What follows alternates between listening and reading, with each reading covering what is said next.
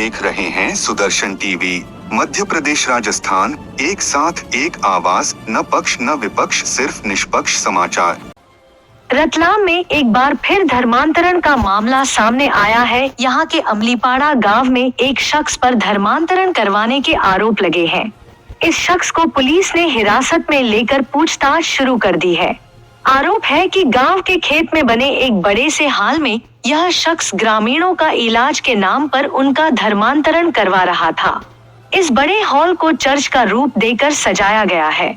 गिरफ्तार व्यक्ति 60 से ज्यादा ग्रामीणों को दूसरे लालच देकर भी ईसाई बनाने की कोशिश कर रहा था।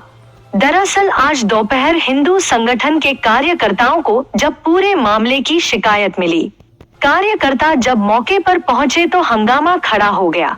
विवाद की सूचना पर दीनदयाल नगर थाना पुलिस भी मौके पर पहुंची और आक्रोशित लोगों को समझाइए देकर शांत किया। वहीं हिंदू संगठन कार्यकर्ताओं की शिकायत पर धर्मांतरण करवाने वाले शख्स को हिरासत में लेकर पुलिस ने पूछताछ शुरू कर दी है। दीनदयाल नगर थाना पुलिस मामले की जांच में जुटी है कि आखिर यह शख्स कौन है और कब से इस क्षेत्र में सक्रिय है। पुलिस शख्स की कॉल रिकॉर्डिंग भी तलाश रही है कि आखिर यह शख्स और किन लोगों के कांटेक्ट में है। मेरे को पेट में दर्द होता था तो हम बहुत दूर दूर सोनोग्राफी कराया, भोपाल में गए और डॉक्टरी करवाई तो भी ठीक नहीं हुआ। फिर यहाँ आए तो मालिक ने हमको शांति दी और हम प्रार्थना करते उससे ठीक होता है। 15-16 साल हो गए। हमको किसी ने नहीं बताया, यहाँ हम आने लगे। वो बाहर के थे कोई, तो मेरे मामा जी और ये वहीं जाते थे, तो उन्होंने बोला कि वहाँ जाना है, तो हम आए। तो 6-7 महीने हो गए।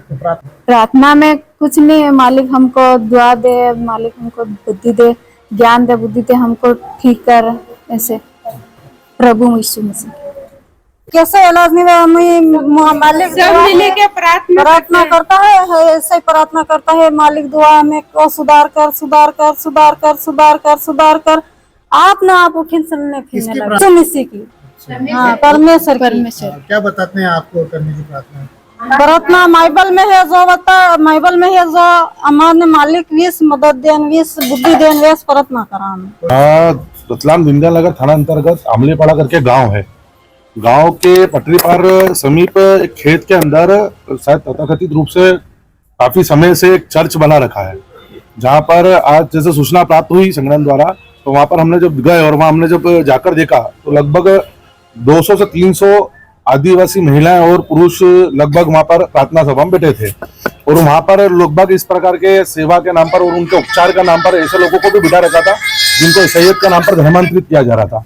जब जाकर प्रशासनिक सहायता के रूप में हमने वहां पर जाके जब वहां चर्च में भी जाकर देखा तो वहां पे हमें ऐसे काफी लोग मिले जिनके उपचार का नाम पर जिनका धर्मांतरण किया जा रहा था। भाई वही विषय है कि भैया इसकी परमिशन कैसे मिली, इतने दूर में खेत के अंतर्गत ये चर्च किस प्रकार से संचालित हो रहा था और इसकी क्या परमिशन थी, और ये प्रार्थना की भी कोई लिखित में इस प्रकार की इतनी बड़ी सभा करना और उन लोगों को अलग अलग, क्योंकि वहाँ कोई प्रॉपर एक गांव के लोग नहीं थे, अलग अलग गांव से उन लोगों को बुलाकर और वहाँ प्रार्थना सभा के नाम पर बिठाना, उनको धर्मांतरित करना, कहीं ना कहीं प्रश्न चिन्ह। और प्रशासनिक रूप से हम प्रशासन के द्वारा भी वो जो प्रार्थना सभा जो संचालित कर रहे थे उनको राय है, पूछताछ हो रही है।